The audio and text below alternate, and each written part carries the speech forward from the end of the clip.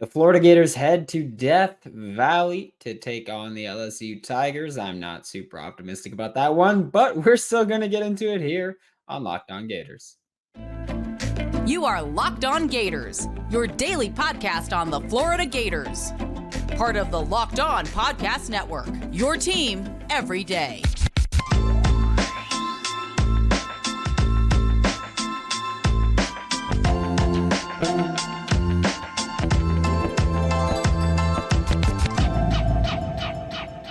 All right, thank you for making the Locked On LSU and Locked On Gators podcast your first listen every single day. We're free and available wherever you get your podcasts. Plus, you can check us both out on YouTube, Locked On LSU and Locked On Gators. On today's crossover edition of Locked On LSU and Locked On Gators, and today's edition of the podcast is brought to you by Jace Medical. Empower yourself when you purchase a Jace case, providing you with a personal supply of 5 antibiotics that treat 50 plus infections. Get yours today at jacemedical.com. That's JASE medical.com. Caroline Fenton here with Locked On LSU, Brandon Olsen with Locked On Gators. Let's kick it off today. Just general vibe. Florida coming off of a loss over Arkansas. How we feeling? How we doing? I am ready to be hurt again. That is kind of the only approach I can take. Like I watch LSU's insane offense, and I watch Arkansas, their first game, an offensive coordinator that is calling the first game of his career with a terrible offensive line, and I watch them put up almost 500 yards against Florida. Vibes are not well for me. That's I will tell you. I'm looking at just a rough one. Like I'm gonna need Tums. I'm gonna need anything that can calm me down because I'm not looking forward to this one. And I think LSU fans can probably relate just based off of the schedule so far. Arkansas, heartbreaker, heart stopper kind of game. Missouri came down to the wire. Ole Miss obviously comes down to the wire last week against Alabama. Like we felt that like heart pounding through your chest kind of game. What is the problem at Florida? Graham Mertz has been better than advertised. Like I kind of went into this season thinking that Devin Leary was going to be the golden child, new SEC transfer quarterback. Graham Mertz has impressed me. He's not the problem, is he? No, he's been, considering what the expectations were, he's been amazing. Like when we talk about it, Yeah. I spent about 8 months going, Graham Mertz is going to be better than Wisconsin, but he's still going to be average. And a big part of it is just his offense is going to be not stuck in 1905 like it was at Wisconsin. Mm-hmm. And he's just been straight up good. I get it. His average depth of target isn't throw the ball downfield. He's doing his job. He's doing everything he's asked to do and then some. So it's not Graham. I think a big part of it for me is the offensive line. I don't care what your scheme is. I don't care what your play calling is. If your offensive line screws the pooch every single play or almost every play, it's really hard to run an offense. And Crazy, for me, I think it's wild that when you have 5 guys who are then tasked with one of the most important jobs and they suck at it, bad things happen. And I think for me, that's what it is. Like Florida has good players on the offensive line. They're just not a good unit when you put them together. And it's really hard to be like, hey, we're going to be a run first offense when you can't run the ball. And when you can't block for what I think is probably the second best running back duo in the SEC behind Tennessee and that trio of running backs that they have. But Florida's been a puzzling case to me this season. They beat Tennessee you and me earlier. Both. I'm probably asking the $1 million questions here, and they might be questions that nobody has answers to. But you beat Tennessee, a very good Tennessee team that it's a long shot, but still has an opportunity to get to Atlanta and represent the SEC East in the SEC championship game. You beat them earlier this season, and granted, it was in the swamp, and the swamp effect is real, just like how LSU fans know that the Tiger Stadium effect, especially at night, it's real. Graham Mertz puts up over 400 passing yards against South Carolina, and granted, bad secondary, and we'll get into that, speaking of bad secondaries.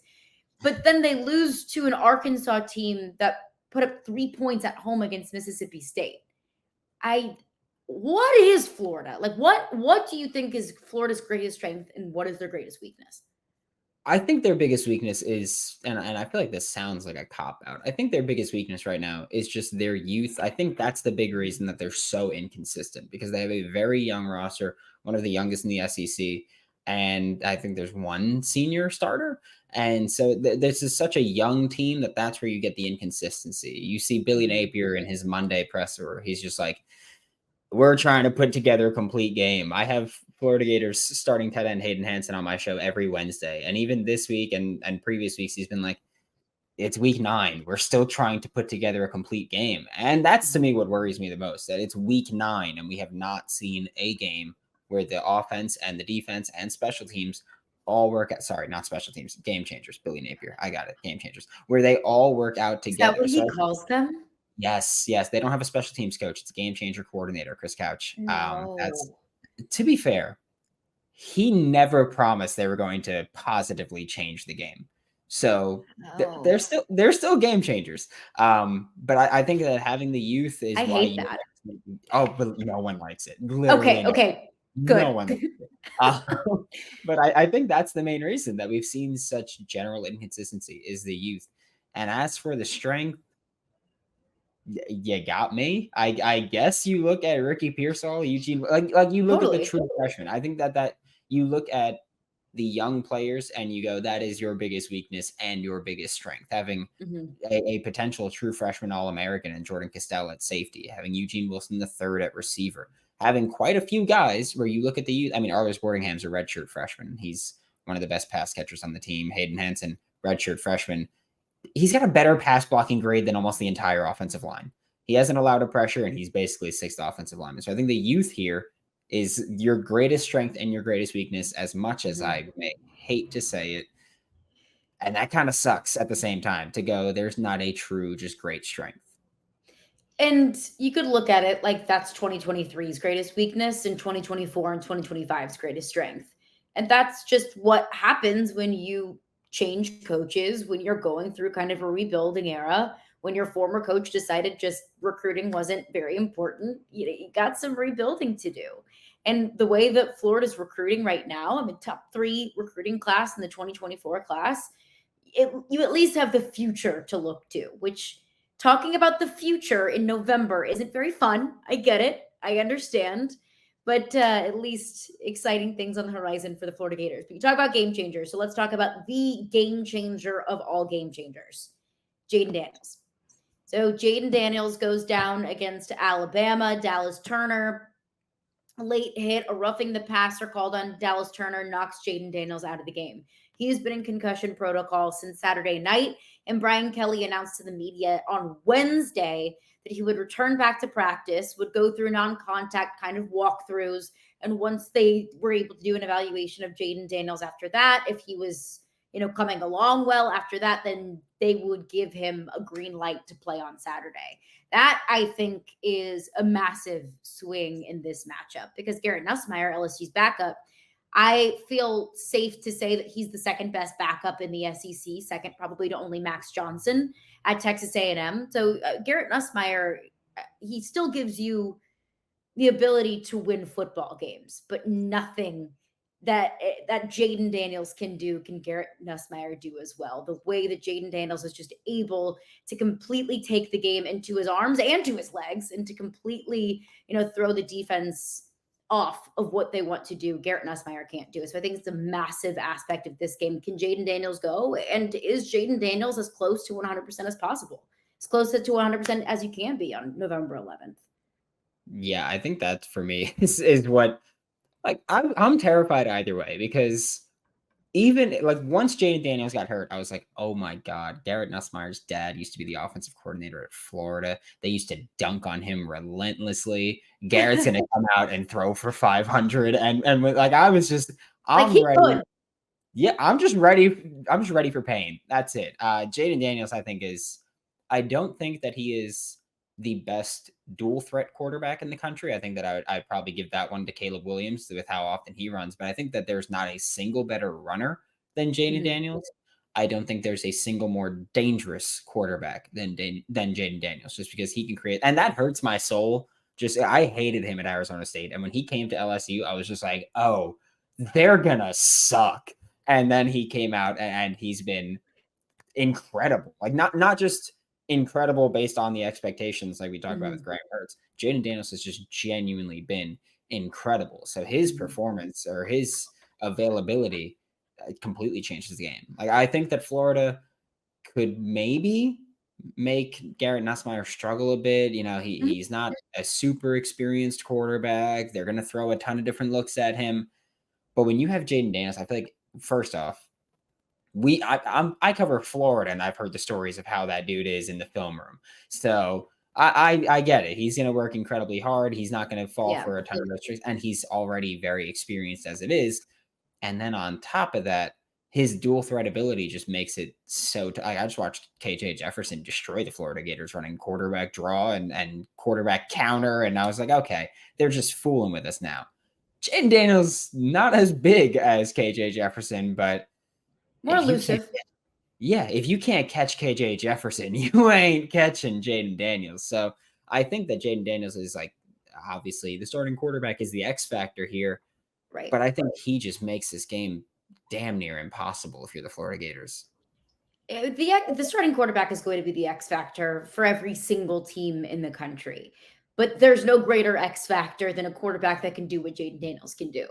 And I've been talking about this for weeks now, but I want your outsider, non-LSU fan, non-LSU homer take that even after a loss to Alabama, where the best case scenario for LSU is 9-3, do you still think that Jayden Daniels should be a front runner for the Heisman Trophy? I definitely think I wouldn't say that he should be a front runner. I'd say he'd be top 3 for me. I think he'd be right in that conversation. I mean, we know that as talented as Caleb Williams is, they're probably not getting it. And so I think that, I think Jayden Daniels should be top 3, maybe top 2. I think Jalen Milroe is going to force his way into that conversation if he keeps being as active as he's been as a run. I mean, what he did on the ground was incredible. And especially if they continue winning these games, Carson Beck's up there as well for me. Yeah. So I think that Jayden Daniels is maybe not the front runner. He might betting odds be the front runner. I haven't checked that in a while because, things have not been going well here. That plummeted a good bit after Saturday night in Tuscaloosa. Yeah, but I think that he still absolutely deserves to be at the ceremony, at the very least. Invite to New York is all I'm asking for. But coming up next here on a crossover edition of Locked On LSU and Locked On Gators, some key matchups to watch on Saturday night in Death Valley. We'll get into that coming up next. Passion, drive, and patience. That is what brings home the winning trophy, and it's also what keeps your ride or die alive. eBay Motors has everything that you need to maintain your vehicle and level it up to peak performance. From superchargers, roof racks, exhaust kits, LED headlights, and so much more. Whether you're into speed or power or style, eBay Motors has got you covered. With over 122 million parts for your number one ride or die, you will always find exactly what you're looking for. And with the eBay Guaranteed Fit, your part is guaranteed to fit your ride every single time or your money back. Because with eBay Motors, you're burning rubber, not cash. So with all the parts that you need at the prices that you want, it's easy to turn your car into the MVP and bring home that win. Keep your ride or die alive at ebaymotors.com. Eligible items only. Exclusions apply. eBay Guaranteed Fit only available to U.S. customers. Thanks for making Locked On LSU or Locked On Gators your first listen of the day. We are available daily and free wherever you listen to podcasts. Caroline Fenton of Locked On LSU, Brandon Olsen of Locked On Gators here. And Caroline, I think that one of the biggest talking points for LSU this entire season has been that defense. We watched Keon Coleman, just repeatedly on the LSU secondary. Hey, I got to deal with it in a couple of weeks, so don't worry. We will both be in the T's and P's, thoughts and prayers. Yeah, we'll both be in the Keon Coleman PTSD meetings there because that is going to suck. But just what has been going on with this LSU defense? Because I know that both of us are in a weird spot where I feel like I've spent a lot of my life as a Gator fan going, at least we're going to have a good defense. And, well, not exactly for either side this year. But yeah, what is just going on there? That's the thing with LSU is when you look back on the tradition and the history of LSU football, it's great defenses. And really, for the most part, I would say the offenses in the last 15 to 20 years of LSU football, the offense is really the thing that holds the team back because you have a championship level defense. It's truly inexplicable because statistically, this LSU defense is the worst defense in the history of LSU football. I truly don't know how that happens because Matt House, defensive coordinator, well, he was the defensive coordinator for LSU last year, and LSU's defense was pretty good. I mean, the defense could steal a couple of games. I'm looking at Harold Perkins and his performance against Arkansas last season, and also, how that defense was able to get after Bryce Young last season. And if you watched any Bryce Young, you understand how difficult it was to get after Bryce Young. So you return Matt House this season. You bring back Harold Perkins, who last season was one of the best defensive players in all of college football. And you get back a future first rounder in Mason Smith, who tore his ACL in the first game of last season against Florida State. So you bring back all of this talent, yet you're consistently giving up 450, 500 plus yards to SEC opponents. Now, look, we understood that the secondary was going to struggle. We knew that all offseason. Last year, Brian Kelly and defensive coordinator Matt House, they were forced to go to the transfer portal to rebuild the secondary. And they kind of patched it up with duct tape and prayers. And it worked, really, for the most part. But they were forced to do that again this year. And instead of replacing the secondary with pieces like from Oklahoma State and Arkansas like they did last year, they picked up players for the transfer portal from Marshall and Southeastern Louisiana and Syracuse. So no disrespect to those programs and those players, but there's a certain expectation of talent at LSU that those players just don't meet. So we knew that the secondary was going to struggle. I didn't expect the defense as a whole to struggle as much as it is. I didn't expect the defense as a whole to be statistically the worst in program history. And if you go back to 2020, that Bo Pelini defense was pretty miserable. And this is worse than that. And I think the most frustrating thing as an LSU fan is this is a championship offense.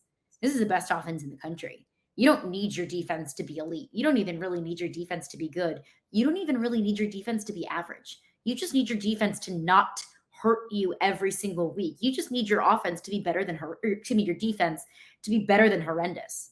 And it can't be. And that's what's costing you football games. That's what's costing you your second trip to Atlanta in 2 years. Yeah, as you're talking about that, I just kept thinking of how stark of a difference it has to be from I remember 2015 watching Florida versus LSU and watching LSU have one play where the receiver went in motion 3 times and then they just ran it right up the middle and it was no game. And it was one of the Les Miles offenses, baby. Yeah, it was one of the stupidest things I've ever seen. And it was always, you just need your offense to be not terrible. Yeah. And now you're on the exact flip side. And that just, I take joy in it being a Florida Gators fan, but I'm also just man, that has to suck. I'm not even in a position to be oh, you need to be average at anything because we're not. And I think that the toughest part about it too is so many games this season. Alabama, Ole Miss, Missouri, Arkansas. So many times I've said, can you let them hurry up and just score so we can get the ball back and we can score? It's almost like your opponent scoring a touchdown is a relief because you know that you get the ball back and you can score too. And it's almost like when you score, a part of my heart sinks because I know that means the defense has to go back out on the field. That's what we're working with. That is some twisted football that's being played. And it's cost LSU this season. And you ask what's going on. I have no I have no answer for you. I have no answer other than coaching. Yeah, I like that this crossover is actually just $1 million questions where people who get paid a hell of a lot more than $1 million. They're probably the issue here. That's right. Exactly what we're looking at. I will say, you mentioned someone a few minutes ago in Harold Perkins, who I don't think I've shared this story, but when Harold Perkins committed, I was in Mobile at the Senior Bowl, and I was in the car with Dylan Sanders, who covers LSU for 24/7. Friend of the And pod, he's the best. yeah. And we were both in the car just watching this commitment. And he, of course, started screaming like directly in my face when Harold Perkins picked LSU. But he's not even like a linebacker. He's not an edge rusher. He's just defensive weapon. He's like what He's Isaiah just Harold Simmons. Perkins. Yeah, he's just Harold Perkins.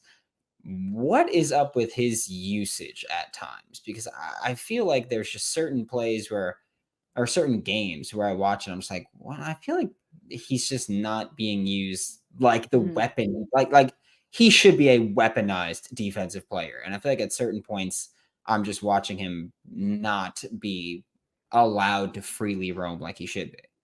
That's the problem. And when we watch that Florida State game and Harold Perkins is essentially a non-factor, not essentially, he was a non-factor because Matt House wanted to put him at inside linebacker. I thought that was defensive malpractice. And I thought that that game alone was a fireable offense because you are taking your greatest weapon, and you are taking him out of the game essentially. And for what? To make him a more well-rounded NFL product? That's not your job. That's his NFL coach's job, is to figure out where he fits best in an NFL defensive scheme. Your job is to win football games, and you win football games when you let Harold Perkins see ball and get ball. And this was the frustrating thing to me watching that Alabama game, was the whole time when Jalen Milroe has wide open running lanes and he's running all over you. And I'm saying, we maybe got to put a spy on him. Like, you maybe want to put Harold Perkins, who has, been so effective at spying the quarterback throughout the really last season. You maybe want to put him there and try to get a little bit of pressure on Jalen Milroe. And that's what Brian Kelly said in his press conference on Monday was their biggest regret. One thing that he wishes that he could have gone back and changed against Alabama is putting a spy on Jalen Milroe. And I'm thinking to myself, well, why didn't you? Like, you have every single right to get on the headset and say, Matt, we are going to put Harold Perkins on Jalen Milroe. And that's something that I talked about on the Locked On LSU podcast. If you gotta put Harold Perkins on Jalen Milroe. And so many people said, well, if you take Harold Perkins away from coverage, then Jalen Milroe is going to be able to air the ball out. You take away a body from the secondary. That's a risk I'm willing to take. At least try it. If you put a spy on Jalen Milroe and he's able to kill you with the deep ball and pick apart your secondary, well, then you know what? We did everything that we could do, and they were just better than you that day.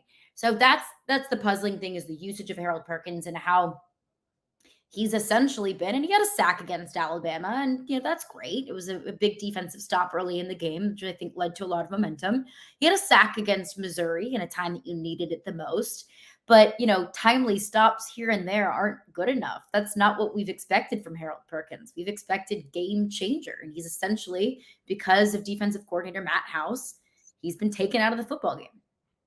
Yeah, I mean, you look at Florida State, he had 35 reps in pass defense. He only rushed the passer on 7 of them. Missouri, 53 rushed the passer on 7 of them. It doesn't seem like the best way to use him, but hey, Florida, LSU last week. I think we can all agree that spying the quarterback is a good idea.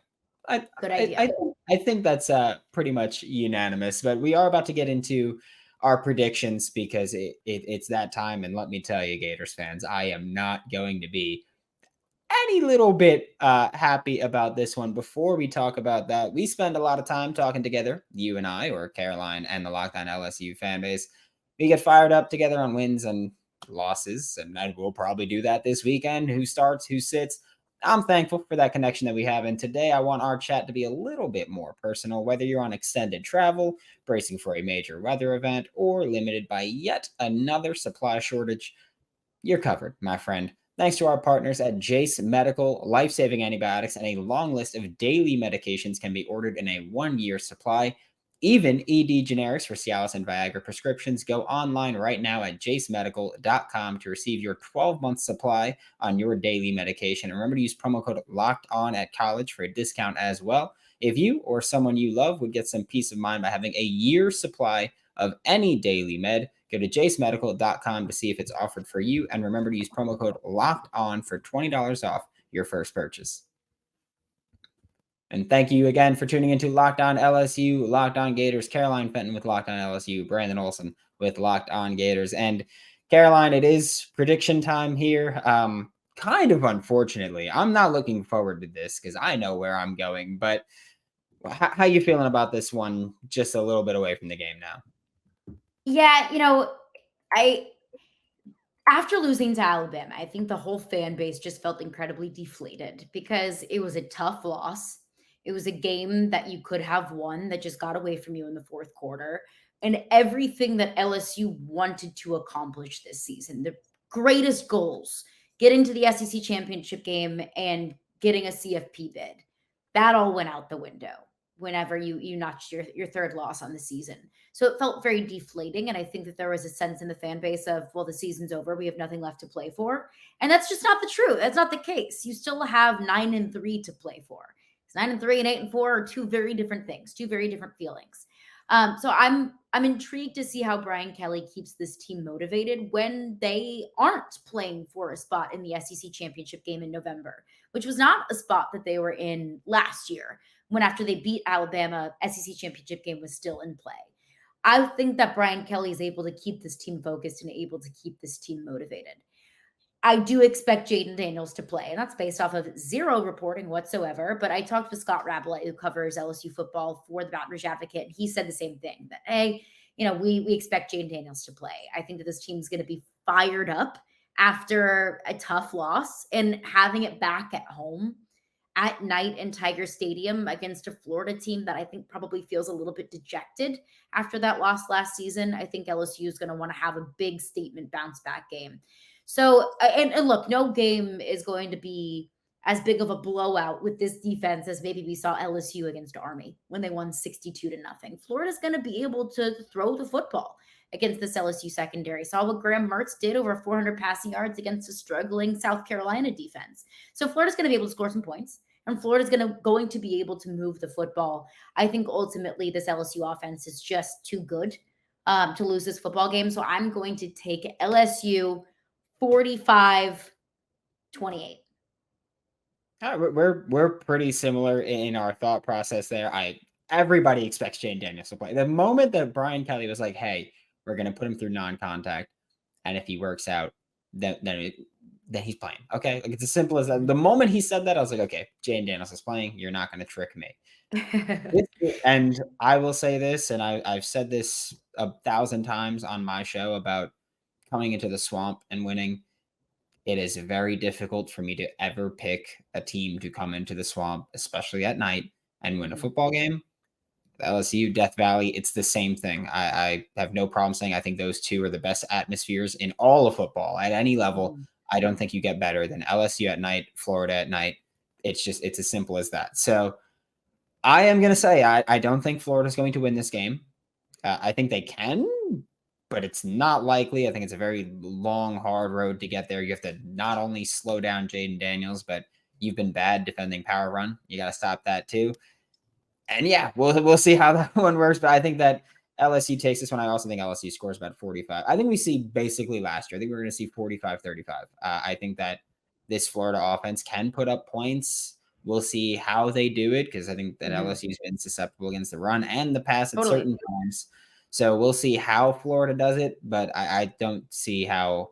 Like if you lose to Arkansas at home, I get it, 2-6, a great 2-6. All their losses were close. If you lose to them at home, I don't think I can realistically go, oh, you can go into Death Valley and win. I think that's a bit silly there. So I think LSU 45-35, and it's an LSU win there because, like you said, 9-3 is a hell of a lot different than 8-4, and that's your easiest path to get there now. Question for you before we wrap up. Florida's remaining schedule: at LSU, at Missouri, hosting Florida State to round out the season. Florida's sitting at 5 wins right now. Do you see a path to a bowl game? I do. I don't think LSU's the game I think you're least likely to win if you're Florida. I think that you can go into Missouri, and I think you can win. They've kind of slowed down a bit offensively, and that's been my big concern with them of stopping them. And Florida State has just had quite a few games where they haven't shown up. I mean, last year, Florida State's team, they hosted Florida, a bad Florida team missing a lot of starters, and they won by a touchdown late, and it came down to a missed Hail Mary by Anthony Richardson where he threw it like into the 16th row. It was ridiculous. But I think that you can win Missouri. I think you can win Florida State. I think LSU is the least likely game for Florida to win this year. Just the matchup, it absolutely sucks for you if you're Florida. It's one of those things where I don't know how you stop Jayden Daniels. I can look at every other game and say, you can slow him down. Not LSU. It's a tough matchup. It's a tough environment. And I know it's going to be a good one because LSU and Florida, it's always a treat for anyone who loves good college football. For Brandon Olsen, I'm Caroline Fenton of the Locked On LSU podcast. Make sure that you subscribe to the Locked On Gators and Locked On LSU podcast. You can also check us out on YouTube as well. Thank you for making us your first listen every single day.